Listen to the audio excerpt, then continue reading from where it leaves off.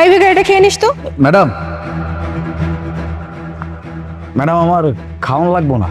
খাবার লাগবে না, টাকা পয়সা ভাই আমার কাছে কোনো টাকা নেই, আমি টাকা দিতে পারবো না। না না আমার টিয়া পয়সাও লাগবো না। টাকা লাগবে না, খাবার লাগবে না, কি লাগবে তোর? আপনার মোবাইলটা একটু দিবেন। মোবাইল মানে আমি মোবাইলটা তোকে দিব? এই আমাকে দেখি কি কোনোভাবে পাগল মনে হচ্ছে? হ্যাঁ, আমি খুব ভালো করে জানি তোদের মতো মানুষের ধান্দা কি।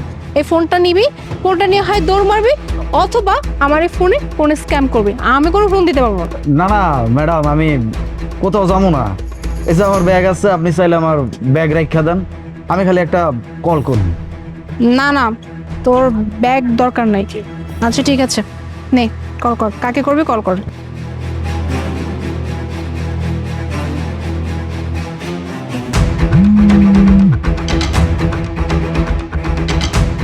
হ্যালো, কে? আমি আলী। তুই আমার ফোন দিছিস কেন? তুই না বাসায় থেকে রাগ করে বের হয়ে গেছিস গা?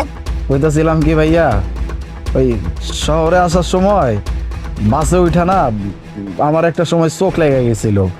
এরপরে যখন ঘুম থেকে উঠলাম দেখি আমার কাপড়ের ব্যাগ ছাড়া আমার টাকার ব্যাগ আর মোবাইলটা নাই, কি জানি চুরি করে নিয়ে গেছে। এরপর থেকে আমি এক জায়গায় বয়ে রইছি। এমন একটা ম্যাডামের নাম্বার থেকে তোমারে কল দিছি, কইতাছিলাম যে আমার কিছু টিয়া দাও না ভাইয়া। তা আমি কি করব? আর হ্যাঁ, বাসায় আসা সাহস যেন দ্বিতীয়বার তোর মনে না জাগে।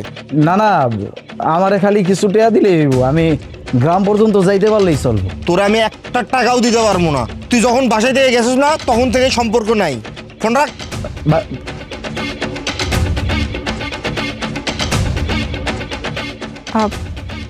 ফোনে কে ছিল? বড় ভাই। তো বড় ভাই তোমার সাথে এইভাবে কথা বললো কেন? আমার ভাই আমার লগে এরকম আচরণ করতো না, খুব ভালোবাসতো আমারে। তারপরে ওই ভাইয়ে বিয়ে করার পর থেকে ভাবি যে ভাইরে কি বুঝায় আমি নিজেও জানি না। ভাই এখন আর আমার দেখতেও পারে না। ভাবি আর ভাই মিলে আমার বাসার থেকে বাইর করে দিচ্ছে। আমিও কইছি যে আমি আর এই বাড়িতে আমু না, আমি নিজের মতো কাজকর্ম করে রাখাম। তারপরে শহরে আইছিলাম কামের লিখা। আসার সময় তো মোবাইল আর টাকার ব্যাগটা চুরি হয়ে গেছে। আবার জাগরের কাছে কামের জন্য আইছি, তারাও মনে হয় ফ্রড, আমার কোনো ফোন রিসিভ করে না। আর এটা কেমন ধরনের কথা? একটা মানুষকে তুমি কল করছো, মানুষটা কল রিসিভ করে না, তাই বলে কি সে ফ্রড হয়ে যাবে? এরকমটা না, তোমার ভুল হইতে পারে কোথাও। এক কাজ করো, তুমি ওই যাকে কল করছো ধরে না, তুমি আমার ফোন থেকে ফোন দাও। না না ম্যাডাম, আমি বুঝছি ওরা ফ্রড।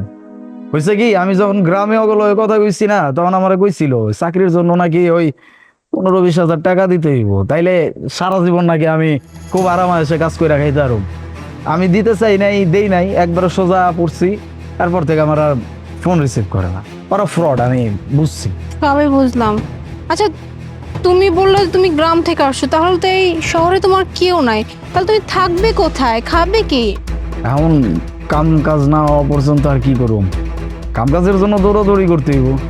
আর থাকার জায়গা তো আপাতত নাই। ওই মসজিদ আছে, মন্দির আছে, মাদ্রাসা আছে, কত প্রতিষ্ঠান আছে, ওই বারান্দায় গিয়ে হইয়া পড়তাম। এই তুমি কি পাগল হয়েছো? হ্যাঁ, এই মসজিদ, তারপর ওই যে কি মাদ্রাসা, এইখানে তুমি কতদিন থাকবে? হ্যাঁ, কয়দিন থাকতে পারবে? বেশি দিন থাকতে পারবে না। আচ্ছা, তুমি বললা যে তুমি কাজের জন্য আসছো, মানে কি কাজের জন্য আসছো শুনি? আমারে তো সুপারভাইজারের কাম দিতে চাইছিল। ও, সুপারভাইজার, তার মানে তুমি শিক্ষিত, রাইট?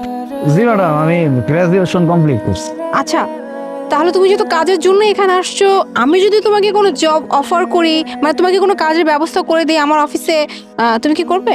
হ ম্যাডাম, আপনি আমার চাকরি দিলে তো আমার জন্য আরো খুশির সংবাদ।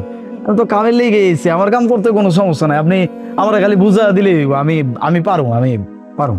ওকে ফাইন, মনে করো তোমার কাজ হয়ে গেছে, এখন চলো আমার সঙ্গে। আপনার লগে যাম। রিল্যাক্স, আমাকে ভয় পাওয়ার কোনো কারণ নাই। তুমি আমার সাথে এখন সেফলি যেতে পারো। আর এই যে এটা আমার অফিস, আমি তোমাকে আমার অফিসে নিব, ক্যাবিনে বসে তোমার সাথে কথা বলবো, আর কি চাকরি দেবো সেটা ঠিক করবো, ঠিক আছে? এখন চলো চলো।